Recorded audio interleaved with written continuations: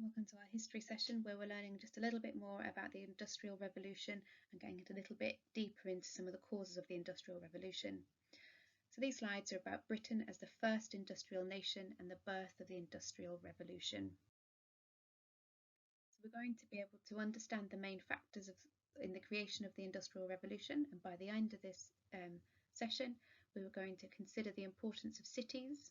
We're going to prioritise the factors of the Industrial Revolution from most to least important, and we're going to explain our personal views on the most important factor that created the Industrial Revolution in Britain. So why cities? Why are we talking about cities today? The birth of the modern city was an important step in human history.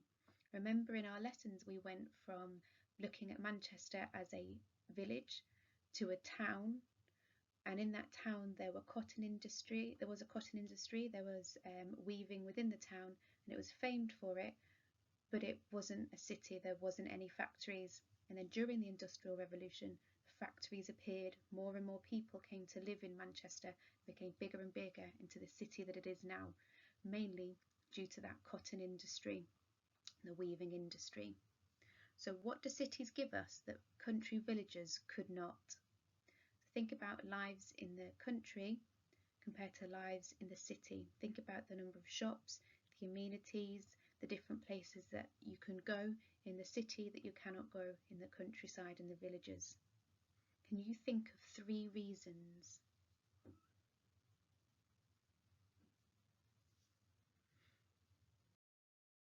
Okay, so what was the Industrial Revolution? The Industrial Revolution was a time in British history where the country changed hugely from a mostly rural society to an industrial one full of factories and places to work within the cities. This means that British people moved from living in small towns and villages where they were farmers to huge cities where they worked in places such as factories or mills. It is called a revolution because it was such a huge change. The birth of the Industrial Revolution is the birth of the modern world that we know today. So just to recap here, rural is life in the countryside, industrial, life in cities centred around mass production, and mass production is making a large quantity of something. So instead of making a small amount in a cottage, making a large amount in a city, in a factory. So there are 6 factors, 6 things, 6 influences, if you like. There were 6 main factors that came together to create the Industrial Revolution. And you see the little yellow bowl there? There they are. Population boom, which means more and more people were born and they were living longer. Agriculture, a change in agriculture. Agriculture is farming. Factories, the fact that we could use factories and make factories to mass produce products. Power, that we use the steam engine. Transport, instead of having to wait for a horse and cart to take you somewhere, we had the opening of some train lines. We've already studied the Manchester to Liverpool train line. And then the empire. Don't forget that Britain was growing in this time, and there was parts of the empire included, the Americas included, parts of Europe, parts of Africa, India. So this gave extra resources to Great Britain too. Okay, unlike political or violent revolutions, the Industrial Revolution happened over a long period of time rather than suddenly. Just like baking a cake, the ingredients for the Industrial Revolution had to be present together at the right time and then left to heat up. So all of these things were slowly being added and mixed together and heated up just like a cake. So we're going to find out more about these 6 factors, and which do you think is the most important to the least important factor? After you've watched this, I'd like you to click onto the Google form to rank them from the most important factor to the least important factor. So as we go through these slides, make some notes, make your mind up. Was it really important, or was it just a bit important? How integral to the giant cake that we're baking was it? The population boom. Between 1750 and 1900, the population of Britain grew by 4 times, from 10 million people to 40 million people. This created problems. How could this population be fed, clothed and housed? If everyone was living in villages, everyone was producing a small amount of food, producing a small amount of clothes, only building a few houses, could that number of people be fed, clothed and housed? Supply was found to match demand. This increase in population led to many businessmen and innovators finding ingenious solutions whilst making a lot of money. So we've got the images there of the population getting bigger. So the larger the population, the more resources are needed. So people came up with the inventions like the spinning jenny and the train and steam engines to be able to power those factories, power those innovations. The second factor was improved agriculture. Remember, agriculture is farming. During this period, farmers became more efficient in order to feed the growing population. Using advances such as improved crop rotation, selective breeding of animals and new machinery, farmers made the land that had been farmed in a similar way for centuries more efficient. So instead of being able to grow a small amount of corn on some land, by using better crop rotation and better machinery, they could grow more corn to make more bread. One of the most important early developments was Jethro Tull's seed drill.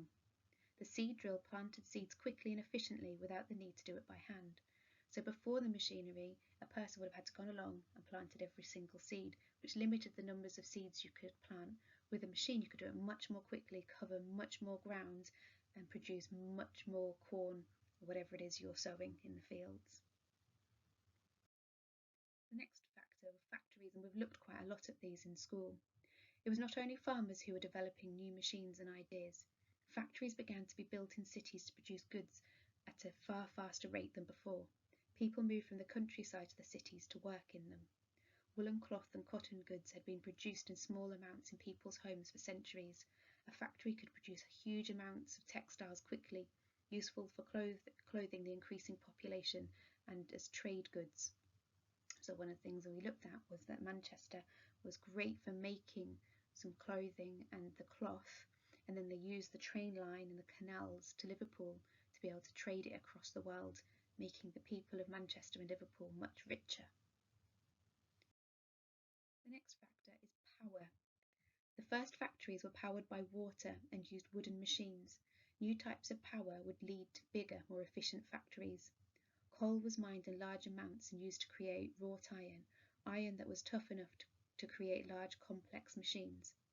Steam power was a technology that led to innovations such as James Nasmyth's steam hammer, as well as new forms of transport. Okay, so we learnt about the invention of the steam engine and the locomotive and the train lines, and without power made by the coal and the steam, those would not have been possible. Do you think that was one of the most important or least important factors of the Industrial Revolution? We've got transport. With growth in agriculture and industry, things needed to be moved around the country in large amounts. Canals, such as the Bridgewater Canal, were dug to link growing cities together, in this case Manchester and Liverpool, and transport goods between them. Roads were improved to make travel by cart easier and faster. Railways were laid to accommodate a new wondrous invention, the steam train. So without that, would the Industrial Revolution have been able to happen? How important was the factor of transport? And finally, the last factor, the empire. It was not just at home that Britain grew.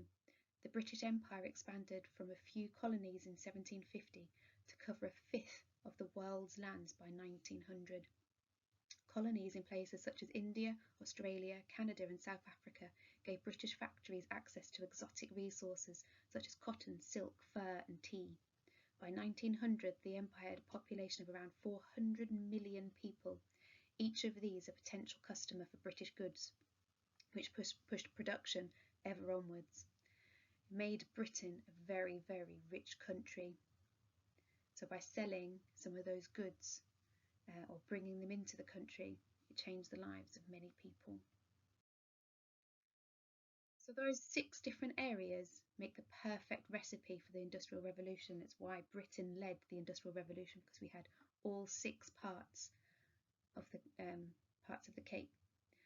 So right now I'd like you to log on to Google Forms and order the factors from the most to the least important. I want you to have a think about why you think they're the most or the least important. All of them were factors, but how important were those factors? The workshop of the world. Britain became known as the workshop of the world by the mid-19th century. Can you explain what this means? So log on to Google Form and submit your answer. So workshop of the world. Think about the empire in Britain and how it covered the world. Think about how transport and agriculture changes and factory changes meant that work could be done in Great Britain and how that spread across the world. Once you've done that, submit your form and I'll be checking your answers. Have a great day.